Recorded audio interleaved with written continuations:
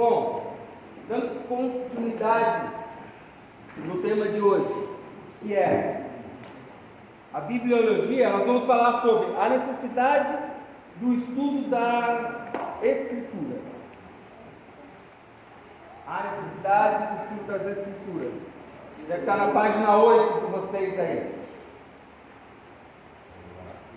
Localizaram? Olha só. Por que nós falamos da necessidade de estudo das Escrituras? Primeiro, se a Bíblia nos ensina que devemos crescer na graça e no conhecimento, se nós estamos em casa, orando, jejuando, clamando, então o que nos falta? Nos falta realmente buscar conhecimento. Mas aonde que a gente busca o conhecimento? É na Bíblia.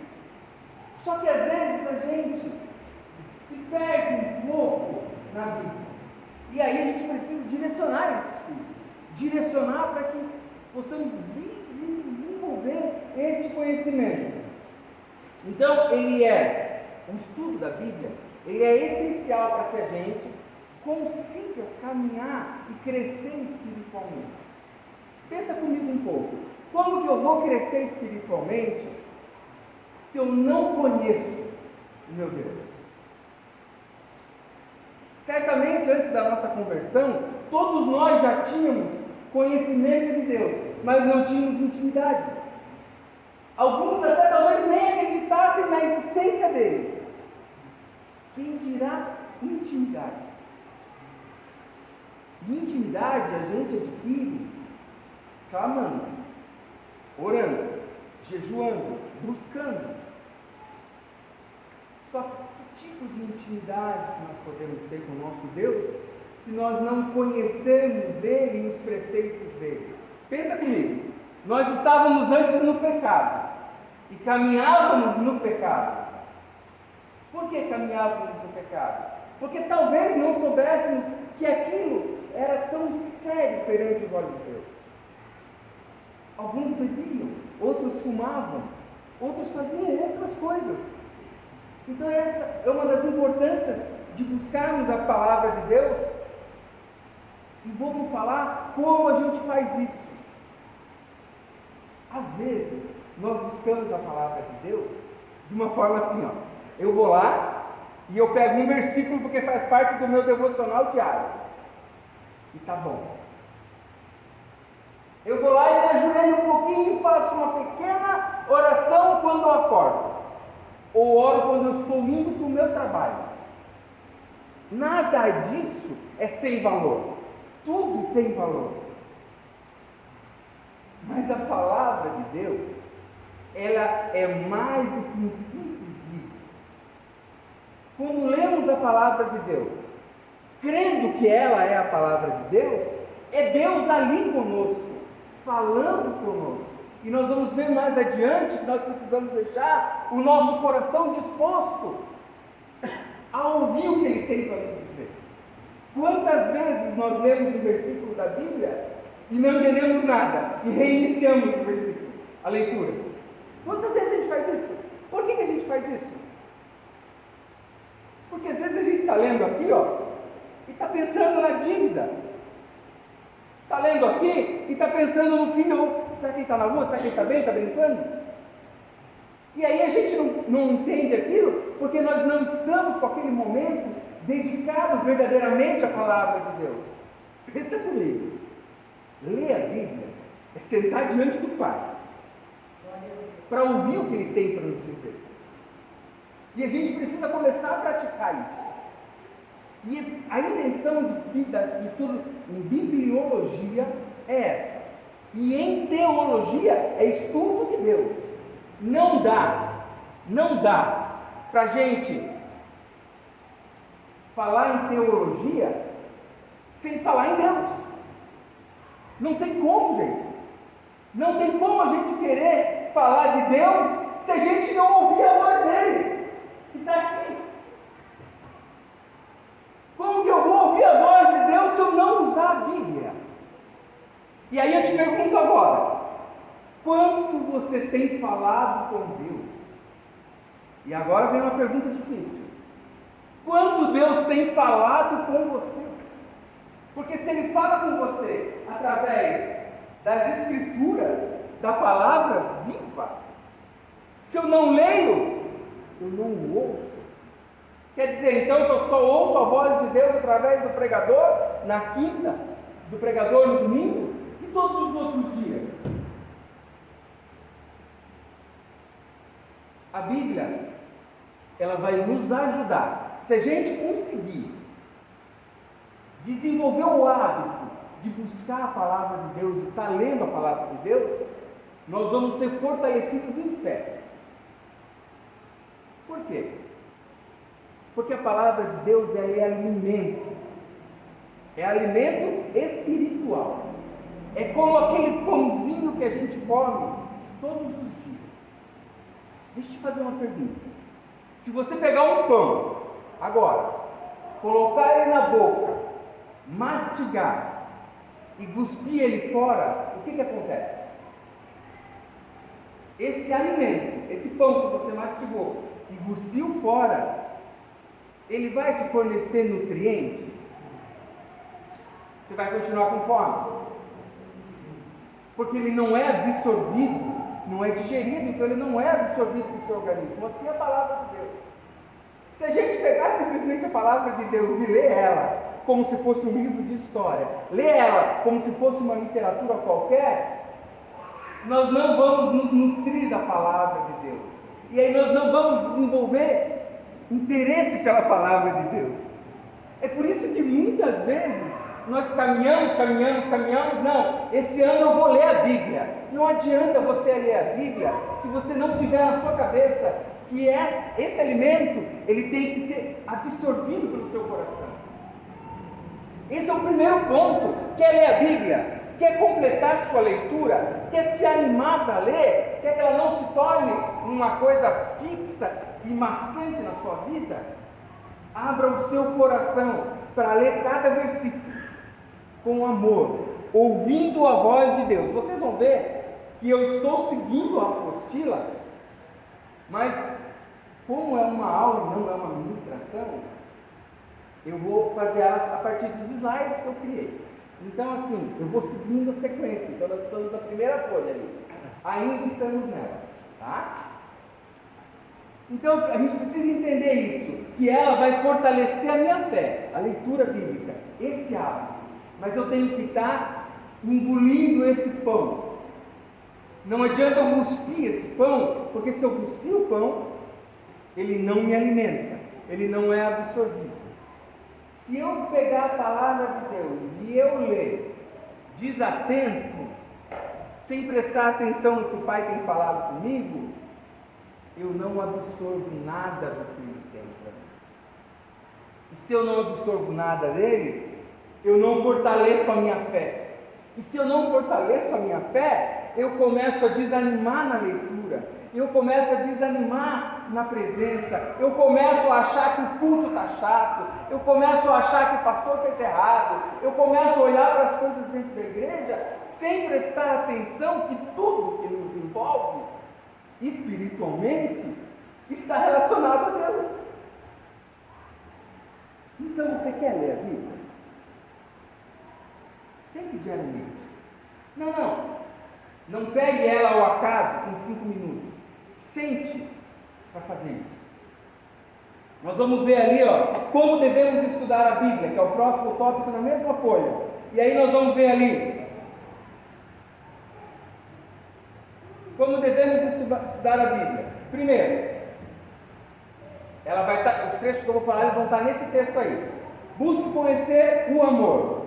Olha só o que ela fala ali no primeiro parágrafo. Buscando conhecer o seu amor, o autor está presente ao ler. Se a gente não acreditar que enquanto lemos a palavra de Deus, ouvimos a voz dele, e é ele falando conosco, é como um livro de história. E um livro de história, a única coisa que me chama a atenção no livro de história é para que eu saiba o final da história, mas o final da história a gente já sabe. Para quem vai ser salvo, o final da história é salvação. Para quem vai ser condenado, é condenação. Mas eu creio que aquele que busca a leitura da Bíblia, busca a Deus, busca a salvação. E a Bíblia é o nosso manual para nos guiar, para nos levar a essa salvação. E a gente precisa começar a mexer a forma como nós andamos e caminhamos. Em cima daquela mesa a gente tem lá um cronograma bíblico de leitura por ano. Não foi nem metade que saiu de lá, eu só coloquei 60. Por que a nossa igreja não está lendo a Bíblia? E eu falo isso sem medo, gente. Eu falo isso sem medo. Porque o cristão precisa aprender a ler a Bíblia. E a gente está aqui para isso, para a gente mudar esse conceito. Ali na segunda, no item B, diz: leia a Bíblia diariamente. Não pode ser uma coisa massiva, não pode ser um sofrimento, não pode ser algo que assim, eu vou ler porque eu tenho que cumprir um cronograma. Não. O cronograma é para nos ajudar, nos direcionar, mas eu tenho que ler porque eu quero sentar e ouvir a voz do meu Pai. A partir daí a gente começa a mudar nosso conceito. No parágrafo ali, no item C, no terceiro parágrafo está: leia a Bíblia com a mente e espírito abertos. Ora, se eu sentar para conversar com meu filho e o meu coração e o coração dele não estiver aberto para ouvir a minha voz,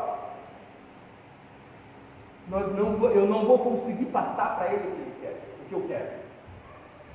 Por quê? Porque ele não está com o ouvido aberto, não está com o coração pronto para receber. Assim somos nós quando lemos a Bíblia. Se a gente não tiver com o nosso coração voltado a ouvir a palavra, não adianta. Então sente para ler, mas assim não, Pai, vem, fala comigo.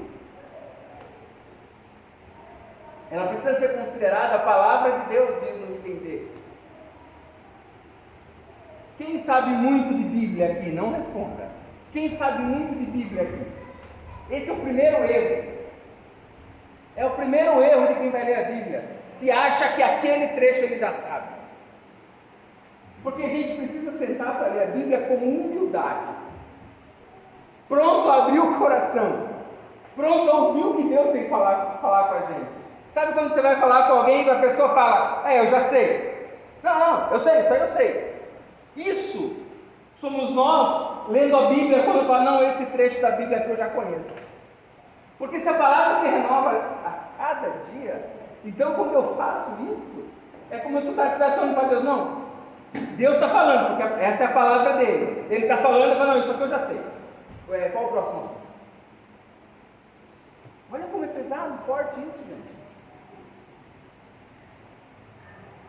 Não podemos dispensar a oração na leitura, todas as vezes, porque não basta ler, tem que estar com o coração aberto. Só que se eu ler, o meu coração estiver aberto, mas se eu não tiver a revelação, eu estou numa academia. Se eu ler com o coração aberto, mas não houver a revelação do céu, eu estou lendo um livro da minha estante. E quem quer ler um livro da estante? Alguém aqui quer ler um livro da estante? Ou quer ouvir a palavra de Deus? Então, para ouvir a palavra de Deus, primeiro a gente faz o quê? A gente ora. Esses são preceitos para a gente se preparar, porque às vezes parece que a gente não está sabendo ler a Bíblia. Porque todas as vezes que a gente fala em ler a Bíblia, ela parece algo massivo, obrigação, e realmente é uma obrigação do crente. Porque aquele que crê e não lê, crê no quê? E a gente precisa mudar isso. Vamos passar para o próximo tema, que é revelação e autoridade das Escrituras. Primeiro vamos falar em 3 tipos de revelação. Página 9. 3 tipos de revelação. Revelação geral. A revelação geral é acessível a todos por meio da natureza e da consciência, oferecendo conhecimento básico sobre Deus. Quer ver? O que é revelação geral? Aí na apostila está a revelação geral de Deus. O primeiro item: é concedido a todos os seres humanos por meio da natureza. Vejam bem, não é concedida apenas a quem crê, mas é concedida a todos.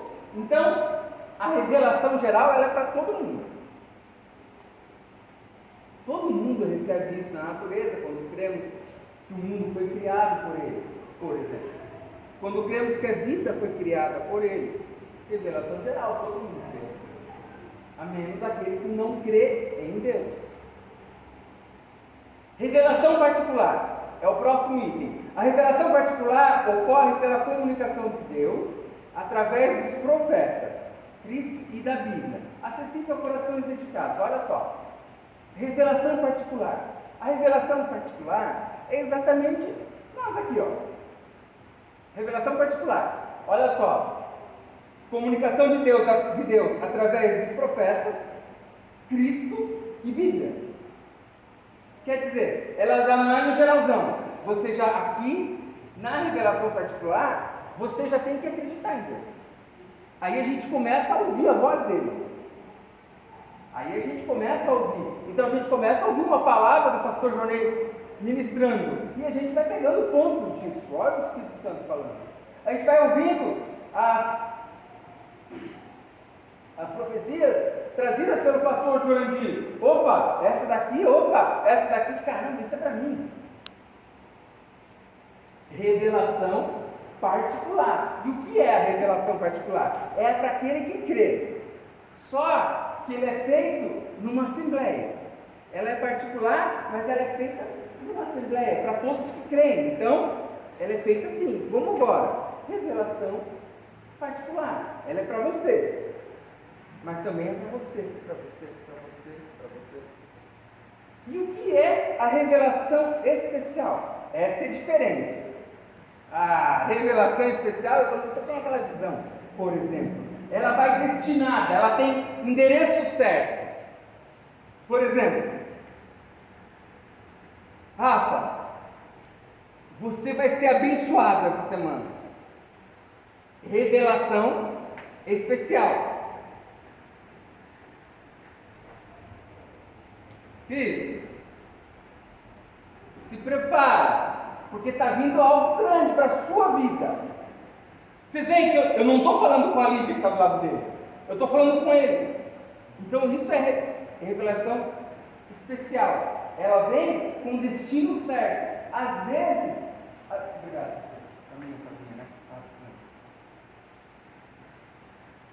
Às vezes essa revelação ela vem pelo pastor Jornei, pelo pastor Jurandir, pelo pastor Diego, às vezes por um irmão que está aqui do seu lado caminhando e de repente ele chega: olha, irmão, Deus mandou te dizer que pá. Especial. Ela é para todo mundo? Já não é para todo mundo. Porque nesse ponto aqui você tem que estar com um coração diferenciado. Ela vai especificamente para alguém. Ou alguém que está sofrendo muito, mas sempre alguém que está com o coração disposto a ouvir a voz de Deus. Vamos falar das evidências. Nós temos 3 tipos de evidência. E aí eu quero falar sobre esses 3 tipos de evidência na mesma página. Evidência histórica, interna e experimental. E aí na apostila conta uma historinha. Vamos dizer que é uma parábola. Nós estamos mais íntimos da palavra parábola. Então, aí na apostila fala de um filho que foi na loja lá na mercearia e comprou pólvora e trouxe pólvora para o pai. Vamos falar baseado nisso. Então, o que é a evidência histórica? É confiar naquilo que foi dito pelo testemunho de quem diz. Existe uma história que nos leva a acreditar. Quer dizer, olha só. O pastor Jurandir trouxe água para mim, não trouxe? Não trouxe? Evidência histórica, ele trouxe água. Quando ele trouxe, eu olhei para a água, eu vi. Por que eu tomei essa água? Porque eu conheço a história dele. Evidência histórica, ela já vem com a história anterior. Então o que é essa história? É um homem que eu posso confiar. Eu sei que, por exemplo, não tem uma mosquita dentro da água. Entendeu? Evidência histórica. É como na apostila fala, evidência histórica, o menino foi comprar pólvora. O dono da venda colocou e mandou por ele. O pai acredita que aquilo é pólvora, porque confiava no menino, confiava no vendedor. Como agora eu confiei no pastor quando trouxe água. Porque ele tem uma história pregressa aqui. Evidência interna. Acredita porque pode comprovar fisicamente. Ó, qual foi o meu próximo passo na água? Eu vim, peguei, é água, não tem sal, não tem açúcar, é água. Evidência interna. Eu comprovei. Olha Tomé aí colocando o dedo na ferida. Estão vendo?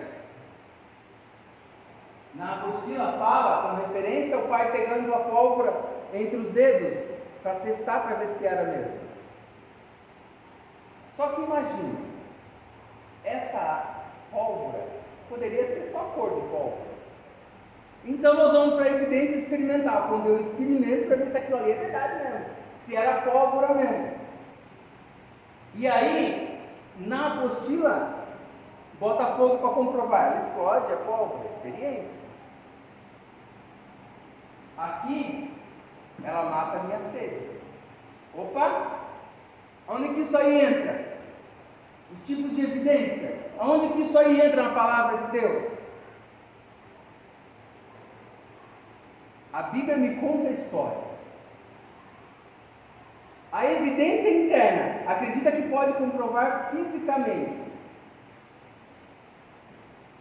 Pai, se for para fazer mesmo, faz isso. Pai, se for para eu entregar aquele abraço, manda outra pessoa lá que eu quero ver. Pai, se for para comprar aquele terreno, manda alguém me falar. O que é isso? Evidência interna. É você que precisa da confirmação. Evidência interna. E aonde está a evidência experimental? Vou trazer um testemunho. Não é uma pregação, mas ela vai caber aqui. Vocês lembram quando eu contei o testemunho da mulher que foi falar comigo lá em Penha? Lembram disso? Que eu fui daqui para lá orando, que precisava ouvir a voz de Deus? Olha aí. Evidência interna. Estou indo eu lá, preciso ouvir a tua voz, Senhor. Evidência experimental. A mulher vem e fala para mim, olha, ele mandou dizer que está te ouvindo. Conseguiram pegar?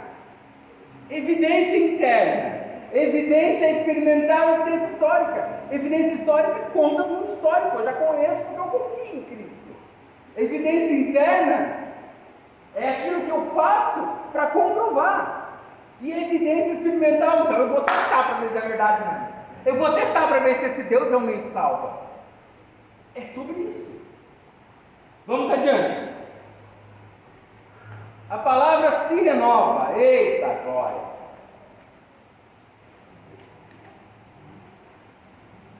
Eu coloquei aqui, ó, em 2 Crônicas 4,16. Isso aí não tem na apostila de vocês. Ele vem só como uma referência no último parágrafo lá da página 9. Está lá, ó. Qual a melhor evidência a ser colocada em prática diante da palavra de Deus? Acharam?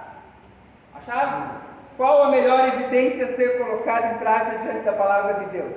A própria apostila já responde. Obviamente é experimental. Por quê? Eu só tive meu coração acalentado quando a mulher falou para mim lá. Ele mandou dizer que está te ouvindo. Nós só temos o nosso coração acalentado quando Deus manda a confirmação. O pastor chega daqui, ó, não é para separar, hein? Entenderam? Então a experimental, ela nos enche mais desse amor. A experimental, ela nos traz essa confirmação mais forte. E aí tem ali ó, no final, 2 Crônicas 4,16 e Colossenses 3,10, que diz assim, em 2 Crônicas 4,16 diz assim, semelhantemente, isso aí não está na apostila, Semelhantemente, as caldeiras, as pás, os garfos e todos os seus utensílios, fez Irão Abiú ao rei Salomão para a casa do Senhor, de cobre polido. Quer dizer, ele derreteu tudo isso para fazer algo novo, os utensílios da casa do Senhor. E vos vestistes, em Colossenses 3,10, e vos vestistes de novo, que se renova para o conhecimento, segundo a imagem daquele que o criou. E vos vestistes de novo, quer dizer, vestes novas, limpas, renovo. Vamos falar um pouco sobre tipologia bíblica. Na próxima página, nós temos duas coisas aqui na Bíblia que ela nos traz, relaciona Antigo e Novo Testamento. No Antigo Testamento nós estamos falando de tipo. O tipo ele está ali na página 10. Tipo e antítipo. Não é antitipo, é antítipo. Antitipo é aquilo que vai contra. Antítipo é aquilo que confirma. Então, tipo. Aí nós temos aqui, tipo, pessoa, objeto, instituição ou evento do Antigo Testamento que aponta profeticamente para algo novo no Novo Testamento. Quer dizer, algo maior no Novo Testamento. Quer dizer, é algo que aconteceu no Antigo Testamento, confirmando que lá no Novo alguma coisa vai acontecer. E essa coisa que vai acontecer lá, ela é maior do que está acontecendo aqui. Isso é o tipo. Antítipo. Antítipo. Antítipo é a confirmação daquilo que foi profetizado no Antigo Testamento. Um exemplo. No Antigo Testamento não é falado que o Salvador, que o Messias entraria em Jerusalém montado num vinho? Não é? É ou não é? Então o que acontece? Ele entra montado.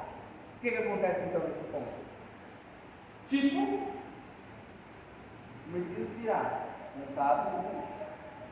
Antítipo, Jesus, Cristo, entrando montado no vinho.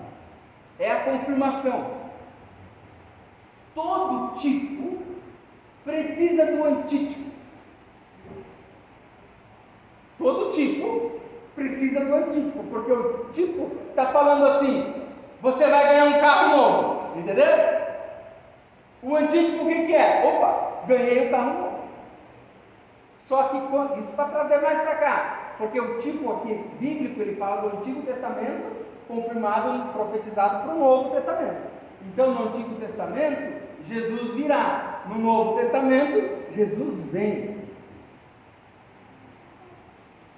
O tipo precisa do antítipo, mas o antítipo não depende do tipo, porque Cristo não dependia da profecia para ele vir.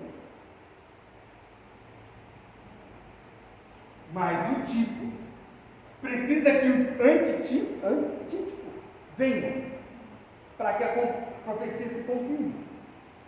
E aí nós temos alguns casos de tipo e antítipo. Então, por exemplo, Adão aponta para Cristo.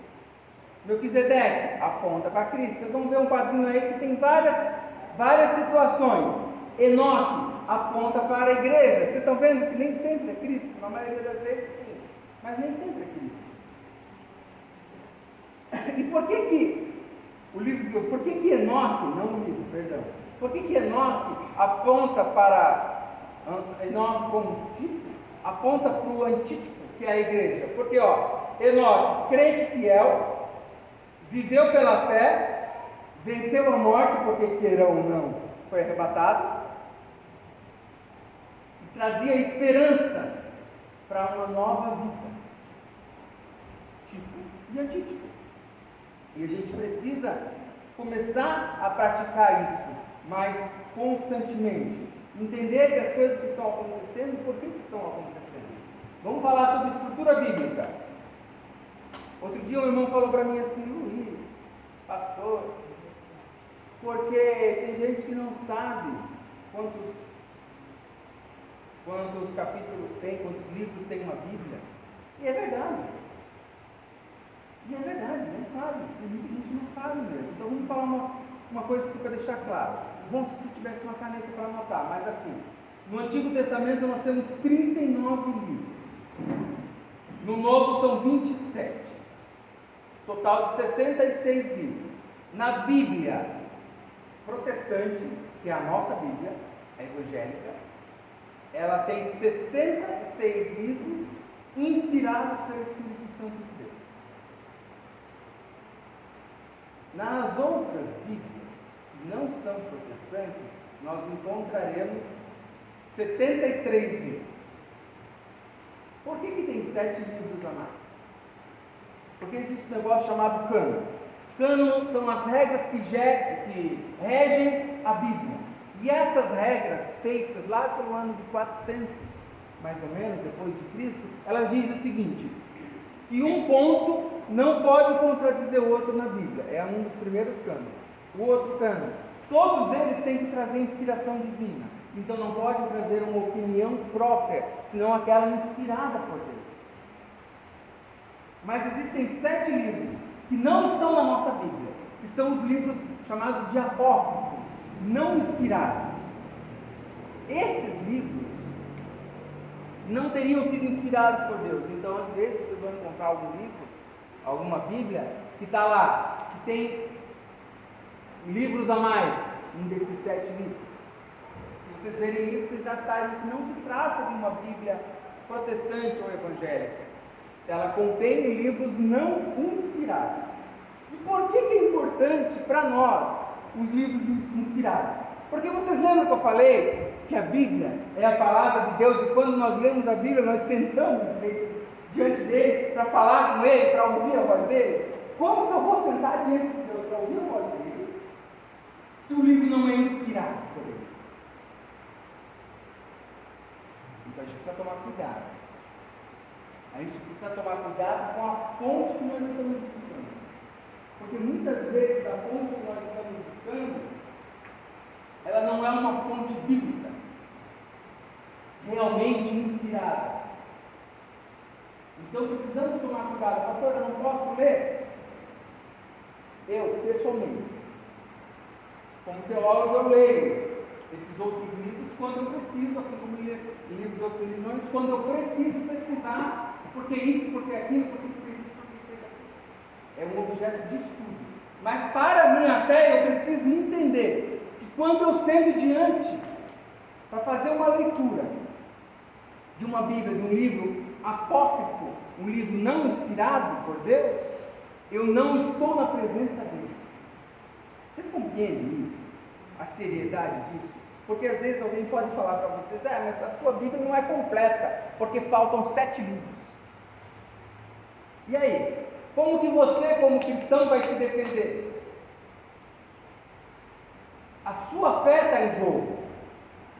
Você é representante do Deus vivo. E como representante do Deus vivo, você precisa estar pronto para defender o nosso Deus vivo. Vamos falar um pouquinho sobre como ela foi escrita. Ela foi escrita em torno de 1600 anos. É tempo pra caramba, né? 1600 anos para esses livros todos serem escritos. E essa expressão deles, mas alguém viveu 1600 anos? Aí é que está, não. Porque quem viveu mais foi Matusalém, com 900 e poucos anos. Então, como assim 1600 anos? É porque ela foi escrita em torno de 40, 42, 41, tem algumas variações. Mais de 40 autores ao longo da Bíblia. Quer dizer, são 40 pessoas falando do mesmo assunto sem contradição. Por que isso? Alguém consegue me dizer por que 40 pessoas ao longo de 1600 anos falam de temas relacionados que não se contrapõem? Alguém sabe, pode me dizer isso? Aí está a questão dos livros apócrifos e não os sinóticos. Porque os livros apócrifos não são inspirados por Deus. Mas esses são inspirados. O mesmo Deus que inspirou Moisés no primeiro, inspirou João no último. Eu estou falando em Bíblia e não em ordem cronológica. Entenderam? É o mesmo Deus inspirando por 1.600 anos mais de 40 pessoas. É a mesma inspiração levando para o mesmo caminho. Por isso a importância de ser inspirado. Ela foi escrita inicialmente em hebraico, depois aramaico, até que ela chegou no grego. E é interessante isso porque ele tem uma razão para isso acontecer. Na primeira escrita em hebraico, ela é escrita porque ela está na época da aliança. Na segunda escrita em aramaico, porque agora ela já está envolvendo outros povos. Ela está envolvendo o tempo do exílio e o povo babilônico.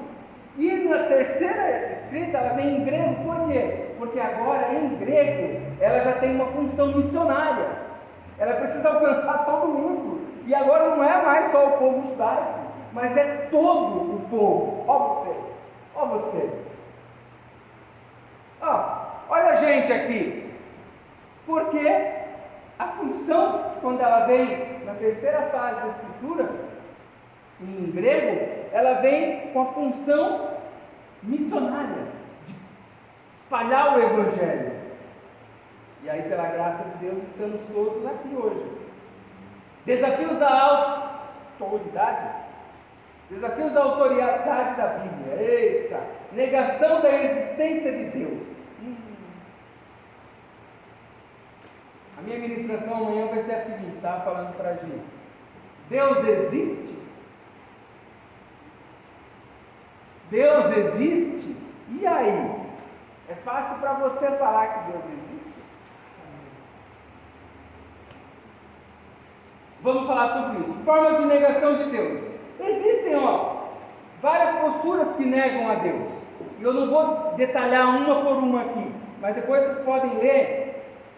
Na página 12, nós vamos ter o ateísmo, que não acreditam, o agnosticismo e assim por diante. Nós vamos ter deísmo, materialismo, nós vamos ter uns aí que só acreditam naquilo que vem, naquilo que podem tocar, outros que acreditam numa forma de energia superior que não faz milagres e que não está aqui no meio de nós.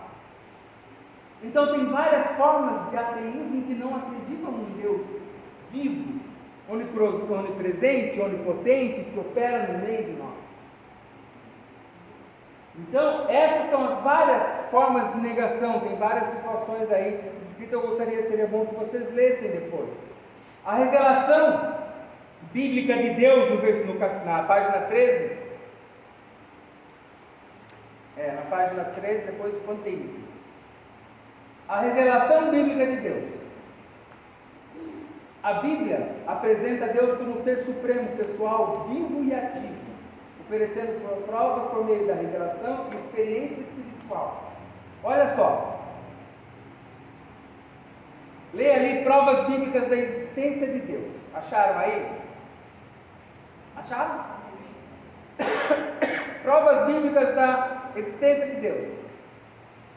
No segundo parágrafo, depois do ponto, está escrito assim: a Bíblia não busca responder todas as dúvidas humanas sobre Deus, mas oferece o suficiente para a mente do crente. Opa! Como assim?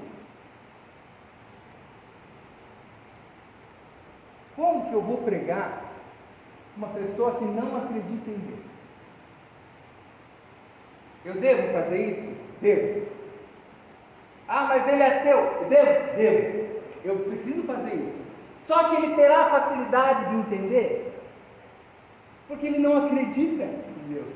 Não é possível comprovar a existência de Deus pela medicina. Não é possível comprovar a existência de Deus pela ciência no tubo de ensaio. Mas a presença de Deus e a existência dele é comprovada pela fé. Pela fé, quando você questiona ele e ele te responde. Pela fé, quando você pede para restituir o seu casamento, ele restitui.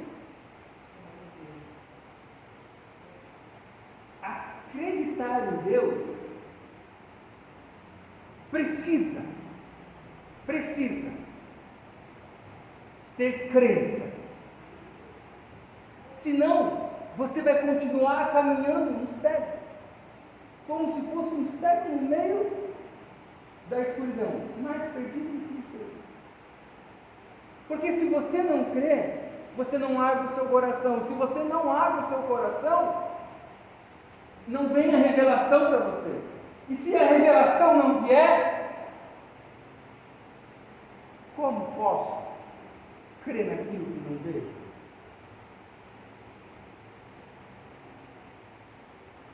E a gente precisa começar a parar de perder, de gastar energia com aquilo que não tem jeito. Eu não posso provar para alguém que não crê em Deus que a palavra de Deus está aqui. Eu tenho que fazer com que ele acredite que Deus existe. Se eu fizer com que ele acredite que Deus existe, opa, agora vamos trabalhar aqui. Agora vamos aplicar toda a palavra de Deus. Porque senão ele não recebe a revelação. Se não houver revelação, não tem como ele acreditar. Então precisa crer. Precisa crer. Não dá para a gente deixar e achar que dá, sem crer você vai do mesmo jeito. Não dá. Aqui tinha a importância do estudo apologético, mas nós não falaremos sobre a importância do estudo apologético, mas eu quero falar sobre as provas bíblicas. As provas bíblicas.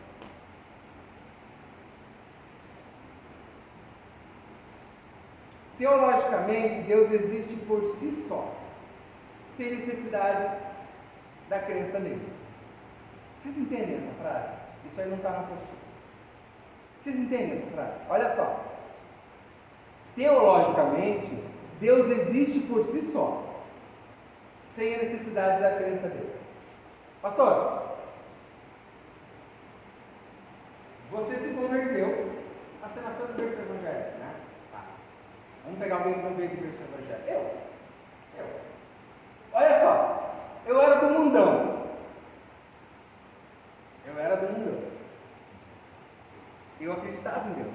Acredito em Deus. Mas lá no programa, no mundo eu acreditava nele lá, não tinha intimidade com ele. Ele existia mais ou menos? Não, ele era o mesmo. O ateu que não acredita em Deus, isso deixa de Deus existir? Não.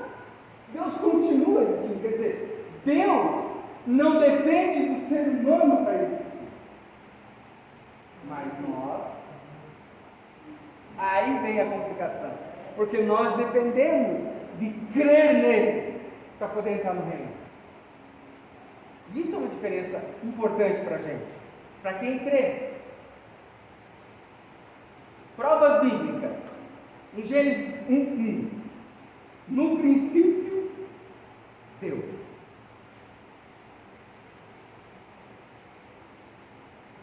A Bíblia não apresenta provas para quem não acredita. Olha que texto aqui. Tentar provar logicamente é inútil a quem não crê, deixando de honrar a divindade do divino, sendo mera conveniência. O que quer dizer esse texto que eu escrevi aqui? Também não está na apostila, isso aqui faz parte da aula.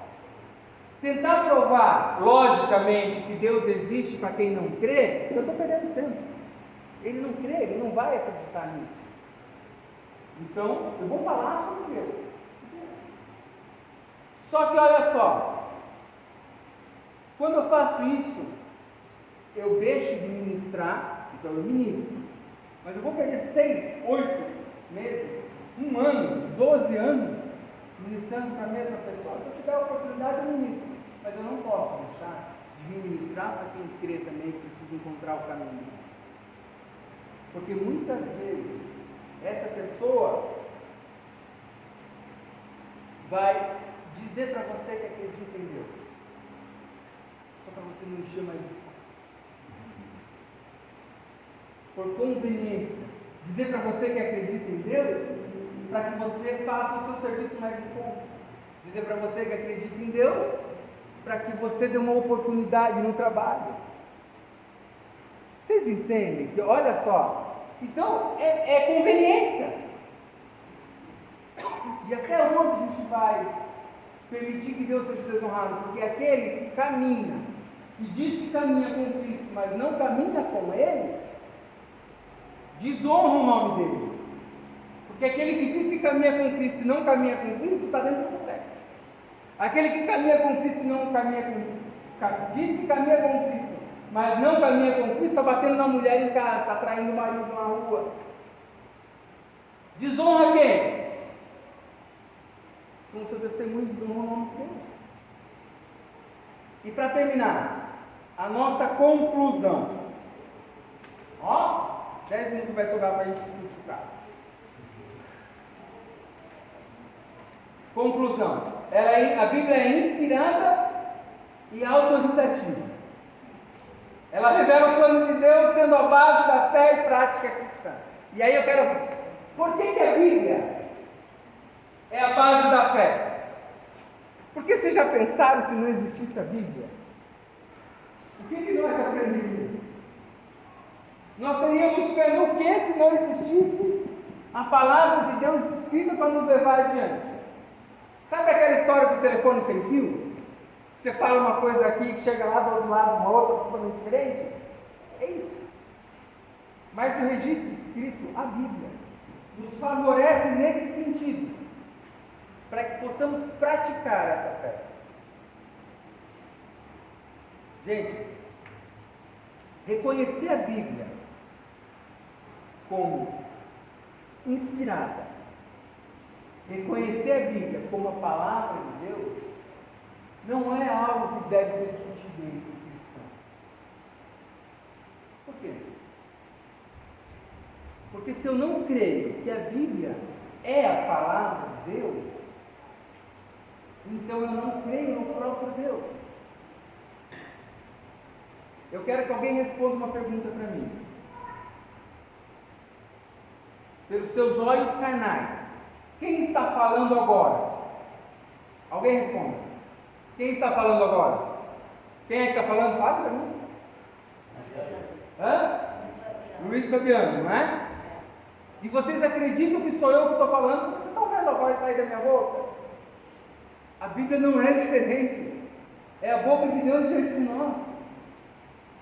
Como que nós podemos considerar que essa voz não é verdadeira crendo? Nós precisamos sair do campo carnal e entrar no campo espiritual. E a gente só vai fazer isso se a gente abrir nosso coração. E uma outra coisa, de que adianta a gente estudar a Bíblia, fazer o curso de teologia básica, se eu não praticar nada disso? Aquele que crê, caminha pelos preceitos bíblicos, porque é a voz de Deus, e eu faço o que meu Pai quer que eu faça. E quando eu não faço o que meu Pai quer que eu faça, como Paulo diz, o que eu queria não faço, mas o que não queria me pego fazendo, eu peço perdão e retorno para a vontade de Deus. Então eu preciso praticar aquilo que a Bíblia manda que eu pratique. Se eu me perder, eu volto para o caminho. E para finalizar, isso tem que ser um compromisso santo para aquele que é cristão. Santo e diário. Um compromisso santo de entrega plena, verdadeira. Para que Deus venha operar maravilhas nas nossas vidas. Amém? Amém? Glória a Deus. Nós terminamos no horário. E eu quero falar para vocês que aí nas próximas páginas, vocês vão ver algumas tabelas, né? Viram que tem várias tabelas aí? Depois eu quero que vocês deem uma olhada em casa nessas tabelas. Essas tabelas, elas nos mostram a primeira, pela ordem cronológica dos acontecimentos, então a sequência em que ela aconteceu, tá? E olha que interessante, qual foi o primeiro livro escrito na Bíblia? Olha na tabela. Entenderam? Essa é a ordem cronológica da Bíblia, conforme a escrita delas. Vocês vão ver que ela vai ter nessa primeira tabela o período em que ela está narrando a história. Na segunda tabela, na página 17, alguns podem estar na página 18, é lá onde fala o Antigo Testamento. Ela tem o livro, o autor, quem escreveu, a data em que ela foi escrita e falando sobre qual período. Viram aí? Na outra folha, o Novo Testamento, falando a mesma coisa. O livro, quem foi o autor, a data em que ela foi escrita, a data da redação e o período que ela está narrando. Então, peraí, mas ela foi escrita ali, ó, livro de Mateus, por exemplo, foi escrito por Mateus entre 60 e 70 depois de Cristo, e o período que ela está narrando é 4 anos antes de Cristo e 30 depois de Cristo. Quer dizer, ela está narrando o período em que ele caminhou com Cristo. Por isso eu achei importante colocar essa tabela para vocês, para que fique mais fácil a gente identificar os períodos. Uma outra coisa que a gente tem ali na página, divisão completa das horas do dia na Bíblia. Lá na Bíblia a gente hoje fala terceira, nona hora, terceira hora e assim por diante. Nessa tabela vocês vão ver a primeira hora de qual horário, e aí na referência bíblica, o que ela significava. Então, por exemplo, início do dia, a hora da oração, o meio-dia, a hora da oração. Vigílias da noite vai trazer a mesma coisa, nos dizendo, na primeira vigília, segunda vigília, que horário era esse? Isso aqui é para facilitar o nosso entendimento, tá, gente? Na outra página, a tabela de pesos, medidas e dinheiro na Bíblia. Então, quando a gente precisar converter, em vez de ficar procurando, aqui já tem facilitando. Eram tantos côvados. Opa, quanto que dava um côvado? 45 centímetros aproximadamente. Multiplico 100 côvados por 45 centímetros, vou ter 450 centímetros. É isso? Não. 4.500 centímetros. Certo? Medidas de capacidade, o valor em dinheiro da época. E na última folha, vocês vão ver um questionário. Na última folha, dos dois lados, vocês vão ver um questionário. Acharam? Nesse questionário, vocês têm liberdade para preencher em casa. E no grupo nós podemos discutir se o que estava certo e o que estava errado. Amém? Amém. 5 minutos, 6 minutos para dúvidas. Falem à vontade. Nenhuma dúvida? Eu achei que vocês iam precisar de algum tempo.